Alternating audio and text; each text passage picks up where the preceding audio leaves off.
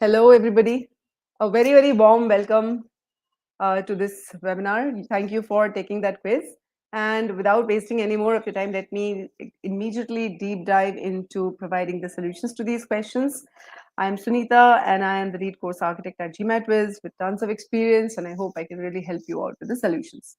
So this was our first question. All right. And I'm going to show you how this question should have been solved. Although most of you did get it correct, all of you marked C for this question. Not very difficult, but again, we are learning the process. All right. So this particular question, it talks about a recent study, and it talks about the result of that study. So the result is ads often contain misleading information about these new prescription drugs. Okay. And there is a conclusion that the medical researcher who wrote the study draws that ads could lead the doctors to prescribe inappropriate drugs to their patients. And we've got to strengthen the researcher's conclusion, these persons' conclusion. So what are we starting with?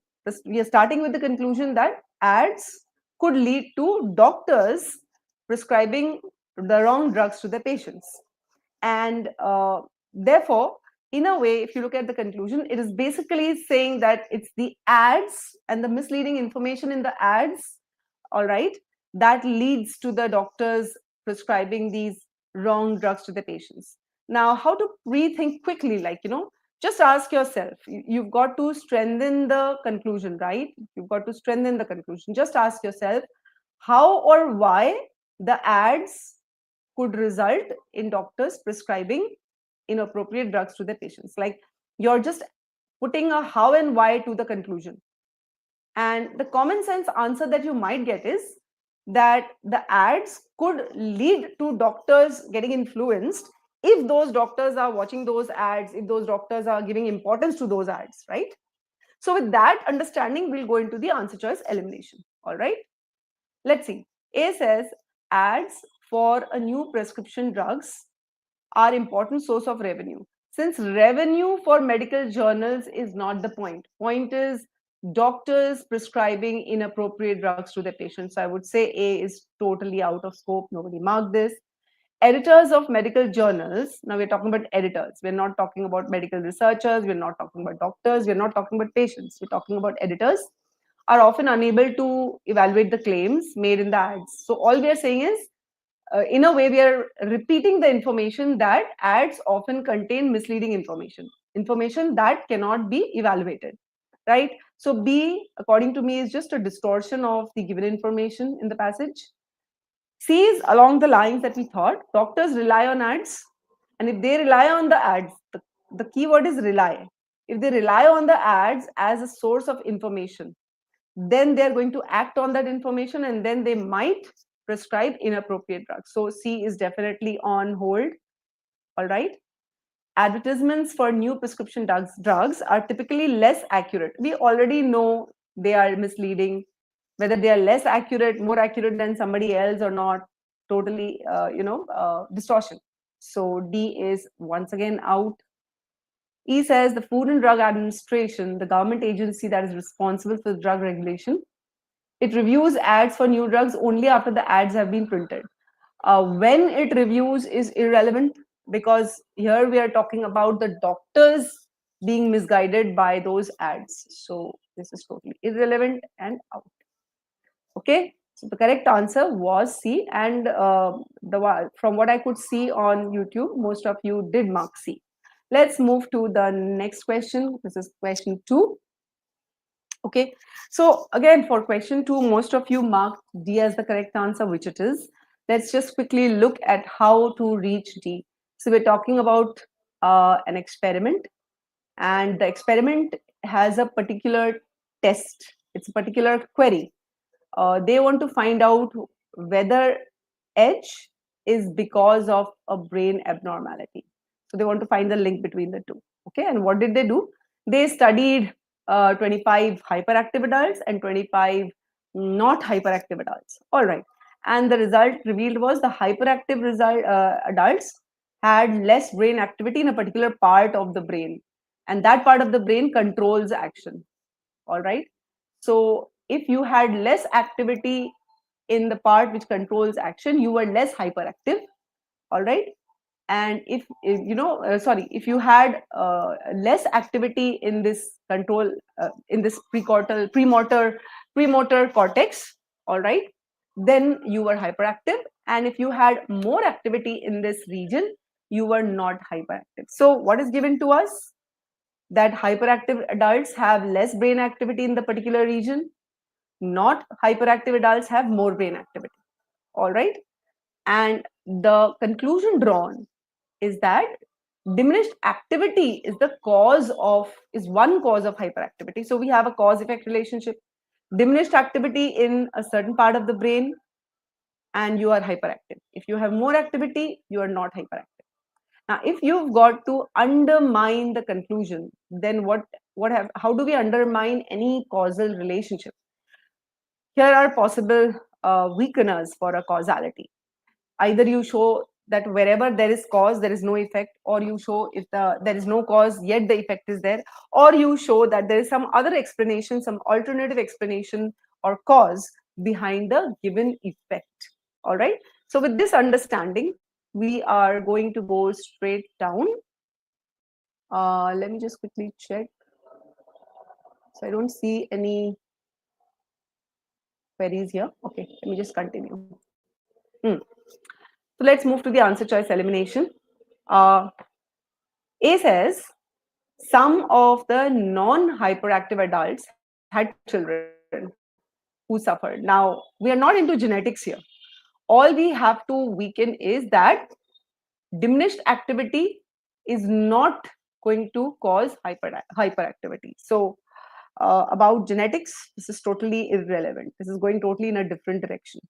The hyperactive adults who participated varied in the severity. Whether they varied in severity or not, we do know that one set of them were hyperactive, one set of them were not hyperactive. Within the hyperactive set, how many were more, less, doesn't matter. So B is again out of scope. The psychologists who designed the experiment were not present. How does it matter? All of the hyperactive adults in the study. Okay, that means when we say all of the hyperactive adults, we are talking about all the 25 hyperactive adults had been treated for hyperactivity with a medication. Okay, so they were on medicines.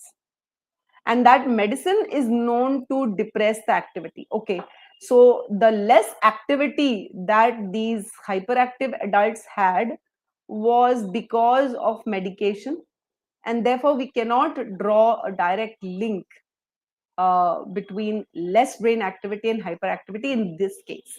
So I'm going to keep D on hold. The test was performed only on adults, because even though the method by which the test measured brain activity is harmless to adults, point is when you look at these questions, you know these cannot be the answer. Okay, whether it was performed only on adults is not going to help me weaken the conclusion by any stretch of the imagination. All right, so this is out and the correct answer is D. Okay, let's go to question number 3. All right, this talks about, this is a comparison here.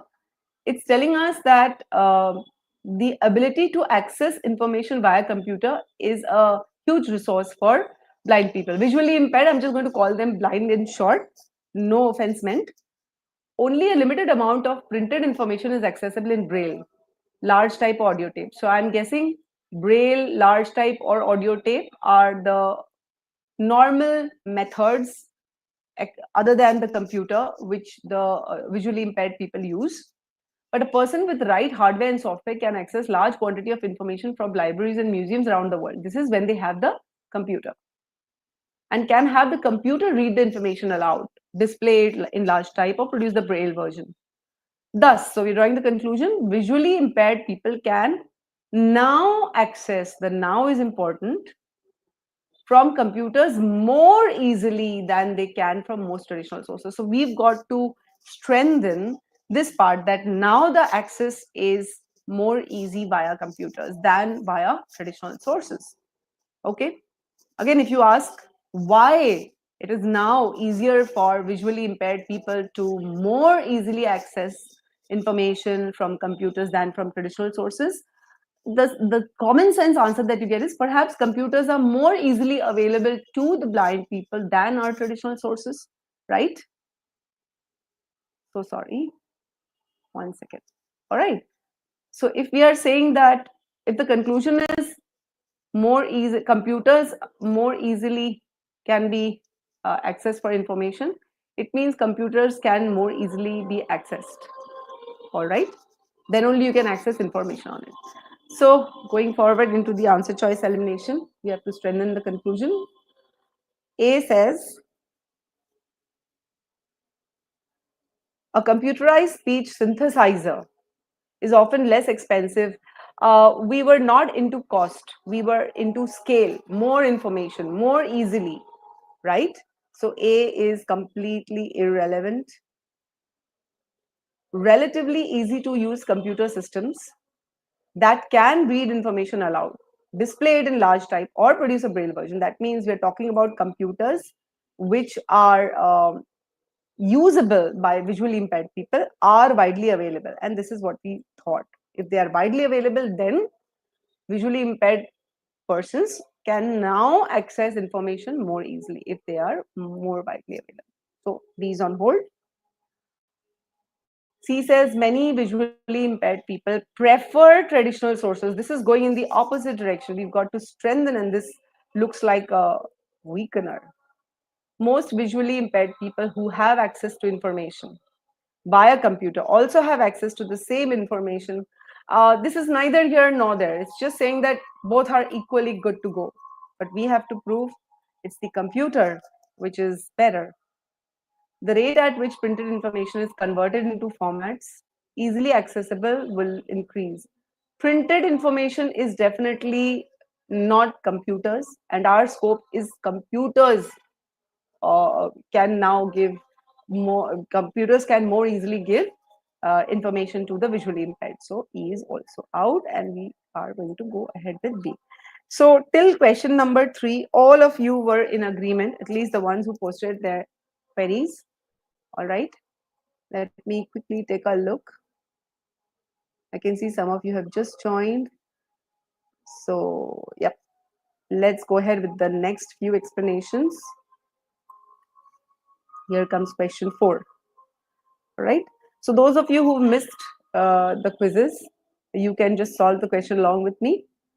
So this question says a talk show host has been making fun of the name of a chainsaw called Tree Toppler. So basically we are saying talk show host is making fun of tea. The ridicule is obviously taking its toll. Now this is the author's conclusion. Whether it's the main conclusion or not, we'll see. In the past 12 months, sales of the Tree Toppler have declined, while the sales of other chainsaws have increased. So the last sentence is supporting this conclusion. So given to us, talk show making fun of tea, sales of tea decreases, but sales of others increased. Conclusion drawn is the ridicule is taking its toll. That means the author is drawing a causality in the conclusion. The author is saying the talk show host making fun of tea is the cause, and sales of tea decreasing. Sorry, this is written deceased, it should be decreased. My bad. Okay. So we've got to cast a serious doubt on this conclusion. That means we've got to show that it's not the talk show host and the fun made of tea by this host which is the cause, something else is the cause. All right. So let's go to the options. On this particular question, most of you went with E. I think one or two of you went with A. So let's see why not A and why E. So we have to cast a doubt that the talk show host is the cause. A says the talk show host who is ridiculing Tree Toppler name actually owns. Well, the person owns or not is immaterial because publicly he or she is making fun of Tree Toppler. So just because I have a Tree Toppler doesn't mean that my making fun cannot be the cause. So A is out. I could own anything and yet make fun of it in public, and that making fun could have a negative result. B says the number of product complaints from tree toppler has not increased. If the number of complaints has not increased, it kind of makes us question how this decline has taken place. All right. So, it says the complaints have remained not increased means either remained the same or decreased. So, if it has remained the same, the number of complaints, it means maybe tree toppler is not doing so well, and maybe we have reason to uh, you know doubt the cause and effect. But on the other hand, if it has decreased, then we cannot doubt the conclusion with the help of this choice. So this is like ambiguous.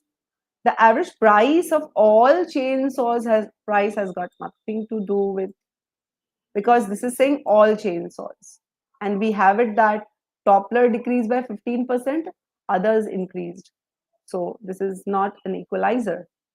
The number of stores that sell tree toppler remains steady. So then this is just like kind of increasing the paradox that if the number of stores have remained steady, then it must be the talk show host making fun which has caused the decline. So this is more like a strengthener. E is the answer. A year ago, okay, we are saying a leading consumer magazine rated tree toppler as intolerably unsafe. So we are saying it was the magazine which could have, okay, caused the decline, not the ridicule. So E provides an alternative explanation. Let's move to 5. Okay. Now, the pharmaceutical industry is putting up an argument. It's saying that because new drugs will not be developed unless their costs can be recovered. So this is a fact, because we're starting with the premise trigger because. So it's a fact that new drugs will not be developed until and unless, okay, the development cost of the old drugs have been recovered via the sales. So because of this, current 20 years protection provided by patents should be extended in case of newly developed drugs. Okay. So we are told that new drugs will be developed only after costs can be recovered, and therefore the current number of years is not enough. That should be extended for the case of newly developed drugs. Now, if you ask, and then the last sentence offers a counter argument that this extension is unnecessary. A parallel example is given that in other industries, a new product development continues even if the costs are high, right? And we have to support the pharmaceutical industry's argument. So that means our scope is why current 20 years should be extended. All right. This is what we are supporting. Why the current 20 years should be extended in case of newly developed drugs. So the simple answer is, why should I extend the 20 years protection? Because probably 20 years is not enough to recover development cost. All right.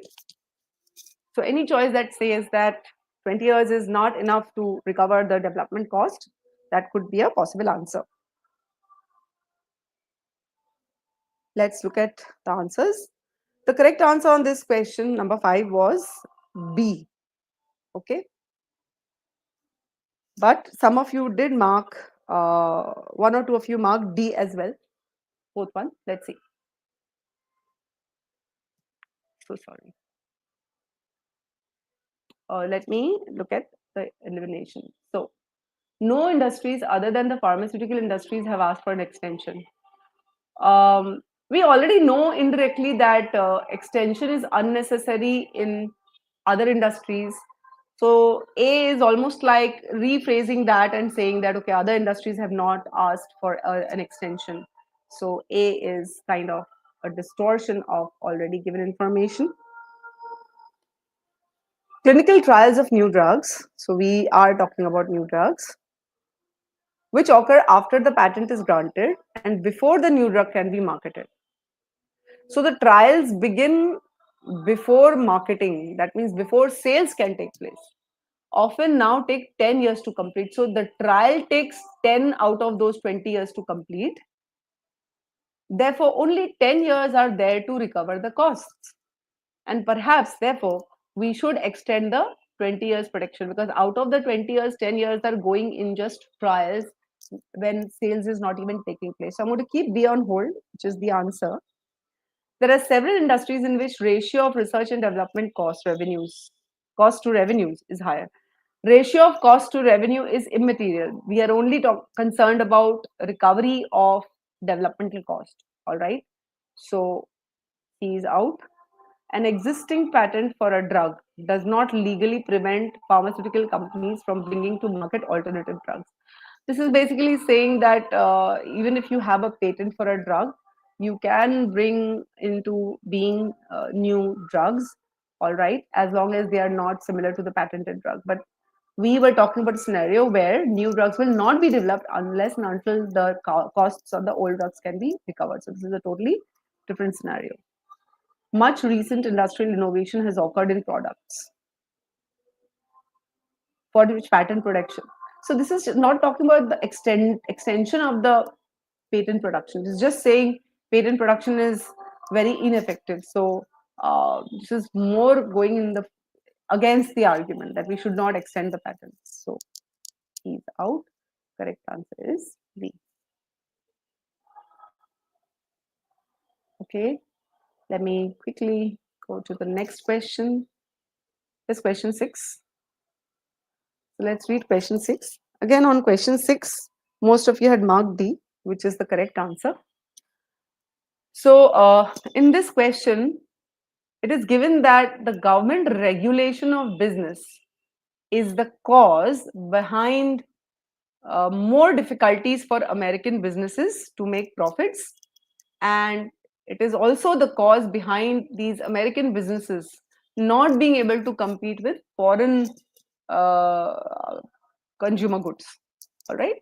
So one cause, one effect is given to you in the premise. Now, the author draws the conclusion this argument is not compelling. Now, what does compelling mean? Compelling means not believable. All right. So the author does not believe that this is the cause behind this effect. Okay. And then if you look at the last sentence, some premise is given to prove that the causality is not believable. What is the premise?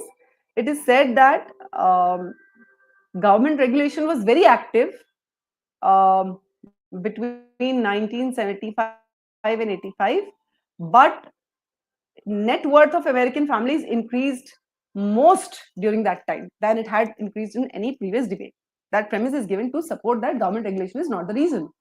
So clearly, we need to look for any new information that tells us that yes, it is the government regulation of the business, all right, that is causing um, American businesses to not make profits and to lose their ability to compete with foreign producers. All right. So any alternative explanation for the quoted premise, all right, can also help us weaken this causality. If we can explain that the net worth of American families increased because of some other reason and not because of government regulation. So let's go ahead. The correct answer on question 6 was D. Let's go through the other options as well here. 80% of all businesses started during this, they lost money in their first year. Losing money in the first year doesn't really weaken the conclusion because we still have this positive piece of information. Okay. So even if they lost money in the first year, maybe they recovered money later on. So this is not going to weaken the conclusion. More businesses declared bankruptcy during the period. Now, businesses declaring bankruptcy still does not explain how this was possible if the average net worth increased. So, B is also out. C looks promising, quite promising. It says during the decade, America imported more goods. Now, this kind of tries to, I mean, you might think that because America importing more consumer goods means it cannot compete with those goods, cannot make those goods. But then the reason for importing more of those consumers goods could be other reasons as well. So we'll have to stretch to make this answer choice possible. So C is too much of a stretch. D says The increase in net worth of average American families was largely due to an increase in the value of residential homes. So it was the residential homes which increased their value, and actually the government regulation of the business did hurt. So D is the correct answer. It provides an alternative explanation of that premise. The average interest rate charged on business and home mortgage loans was higher. It talks only about average interest rate, and yet despite that the net worth was higher. So it's only D which agrees with the net worth being higher, but it kind of tells us a different, gives us a different explanation for it. So D. Post this, we entered slightly more difficult questions. So let's see. For question number 7, there was a divide mostly between C and D, and some of you had also marked B. All right. So the correct answer in question 7 was C, but let's see how.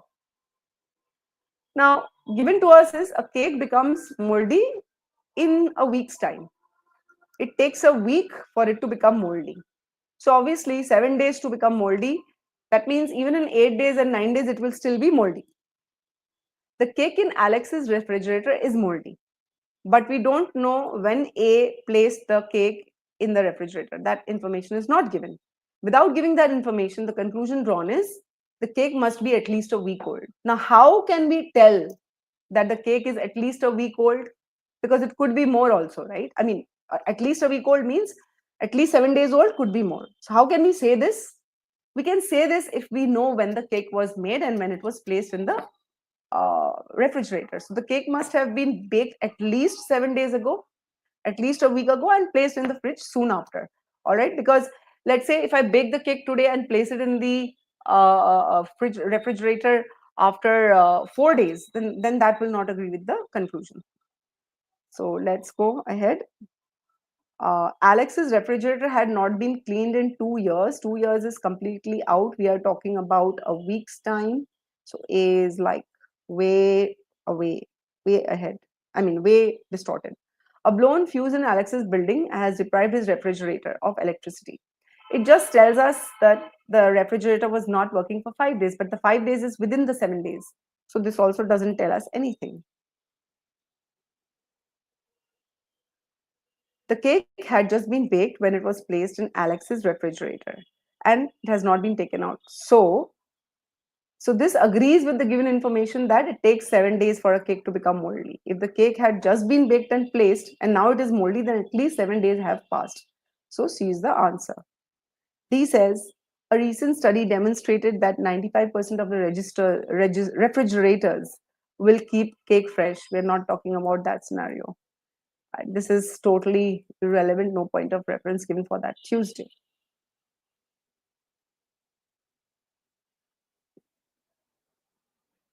Let me see if you have any queries so far, guys.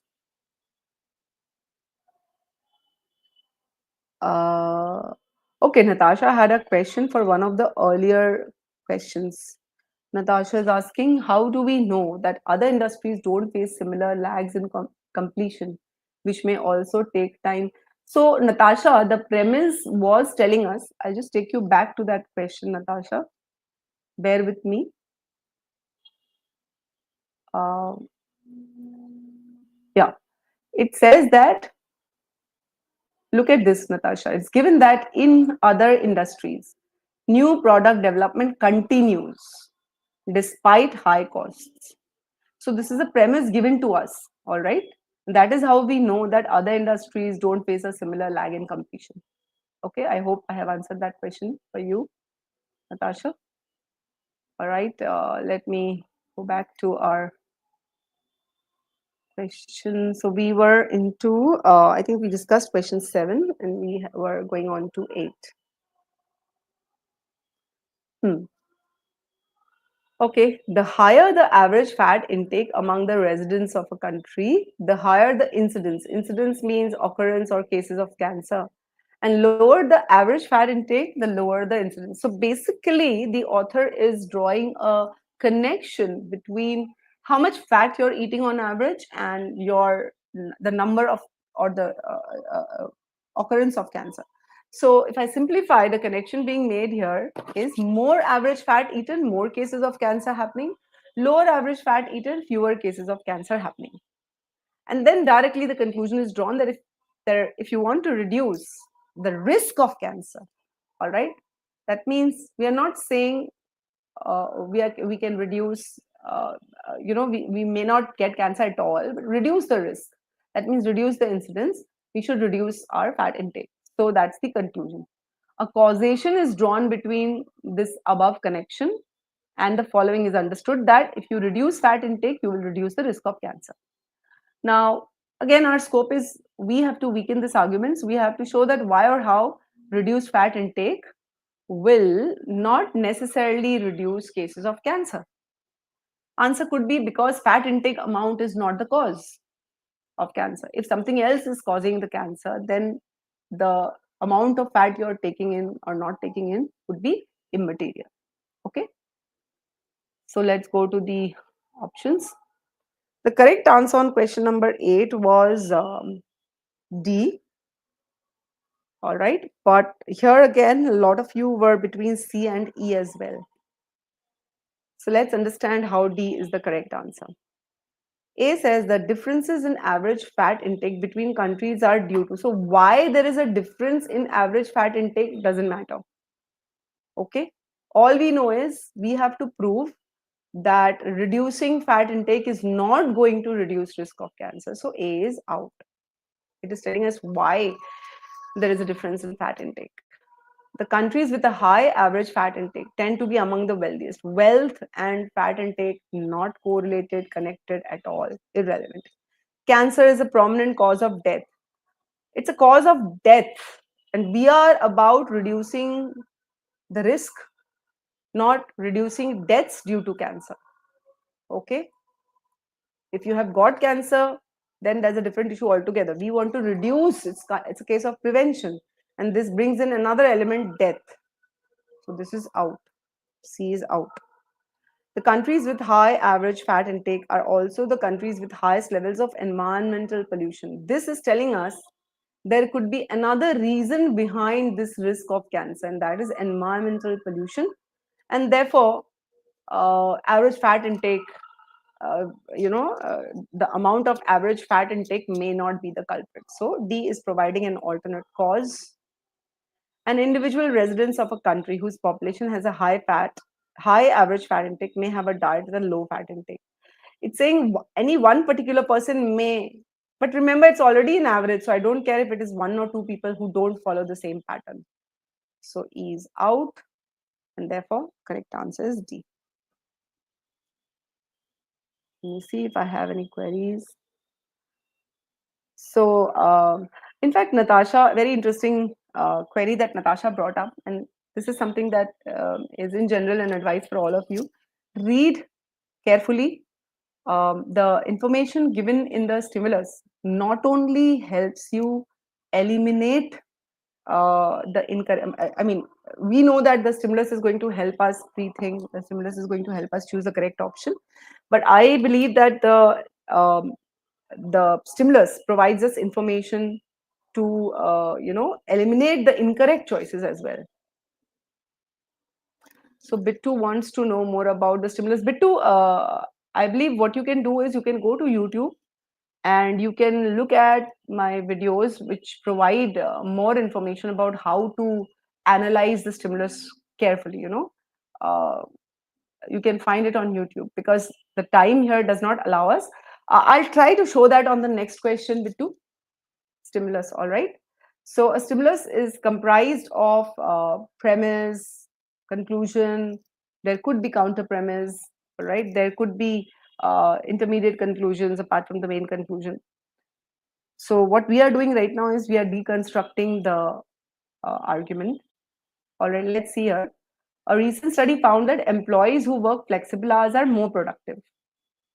So there is a finding that employees working flexible hours are more productive and they have higher job satisfaction than the ones who are working 9 to 5. Okay. And the conclusion drawn from that information, therefore, is that companies should adopt flexible working hours to improve. Now, this word is very interesting. Okay, overall productivity and overall satisfaction. So the stimulus talks about job satisfaction, all right, talks about more productivity, but conclusion seems to be broader. Overall, they are going to be more productive, and overall, they are going to be more satisfied. So not only will they be satisfied with their jobs, they'll be more satisfied in general. So we've got to strengthen the argument. So we are going to ask ourselves why companies should adopt flexible working hours. So we need any answer showing advantages of flexible hours and those advantages linked to employees in terms of productivity and satisfaction. Okay, this is what we are going to do. Let's go ahead. So which of the following, if true, would most strengthen the argument? We've got to strengthen that flexible working hours improve overall productivity and satisfaction. Okay. A says employees who work flexible hours often have better work-life balance. So this is an advantage of flexible hours. It leads to reduced stress levels. So that's also an advantage of flexible hours. And it won't be unreasonable to uh, connect that if you have reduced stress levels, you probably will be more satisfied. So I'm just going to keep A on hold. All right. I'll just keep it on hold. Some employees prefer the structure of a traditional 9 to 5 schedule. This is the opposite. It is weakening the argument, saying some employees may not work as well in flexible hours. So this is out. Um, Companies that have implemented flexible working hours have seen decrease. This is also out because it's a disadvantage of flexible working hours, and we are looking for an advantage of flexible working hours. The study was conducted during a period of economic growth when job satisfaction was generally higher. This is also implying that the job satisfaction is because of something else and not flexible working hours. So, this is also a weakener. Some of you had marked D and E as a possible answer here. So, D is a weakener. Those of you who are choosing weakeners for a strengthened question or strengtheners for a weakened question, it simply means you're not fixing the scope. All right, I would suggest go back and watch this video again. Okay, you can pause on the slides where I have shown the scope of the argument and how I have done the pre-thinking. You've seen I have not spent too much of time. Okay, let's see how E is not the answer. E says employees who work flexible hours often have autonomy. Autonomy means they are independent in managing their work tasks. Again, they are independently managing their work does not automatically mean they are more productive and they are more satisfied. Okay, reducing stress levels compared to that, having a better work life balance compared to autonomy definitely is a strength now. So A. This, by the way, is a GMAT quiz question, so I hope you like this. And here's another from GMAT quiz. Let's establish the conclusion here. So, if I just go through the stimulus, we are saying that the running of museums is paid for by sales of tickets. So, I'm selling tickets, getting the money, and with that money, I am running the museum. This is a fact, this is a premise. Okay. Keeping a museum that also houses many rare and thus more expensive ancient artifacts operational requires funds. So if your museum has many rare and more expensive artifacts, you need funds. And funds are a limiting factor in deciding what type and how many funds artifacts are going to display. So if you have more funds, you can decide to display more artifacts. You can decide what kind of artifacts you want to display. But if you don't have funds, that's a limiting factor. All these are facts, premise so far. Now, a small group of extremely rich collectors and patrons donate huge funds to the museum. Okay, so now we're talking about huge funds coming from a different source, not from sales of tickets. Only in lieu of, this means in exchange of, the right to decide the type of artifacts to be bought and displayed. Okay, so if I take funds from the patrons and collectors, okay, the museum will have to give the right to the collectors. Only the collectors and patrons will be able to decide what artifacts can be bought and displayed. However, all right, if the decision was left to the curator, that means if the patrons were not given the right, more rare and more ancient artifacts would be on display. That means the conclusion is, if the decision was left to the curator, that means if the patrons were not involved, then more rare and ancient artifacts would be on display. All right. So we have to weaken this argument. So we have to prove that if the decision was left to the curator, then why would more rare and ancient artifacts not be on display?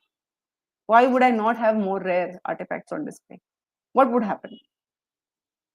Likely, if the patron funds are not available, maybe the curator might have to remove some of the artifacts or buy some, or stop buying new artifacts, or maybe, sell the rare artifacts to keep the museum going. Anything can be possible here.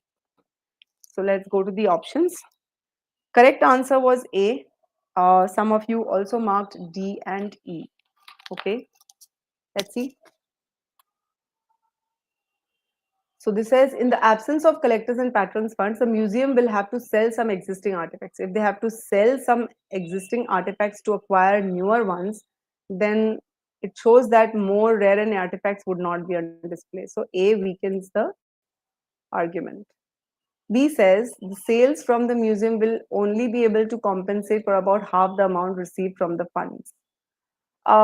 This is telling us that the funds will fall short, but that we already know, right? That funds are a constraining factor if we don't have the collectors giving us money. So B is not giving us any new information. The people who visit museums do not have the knowledge to understand. Whether they understand or not, the idea is, will more rare and ancient artifacts be on display or not?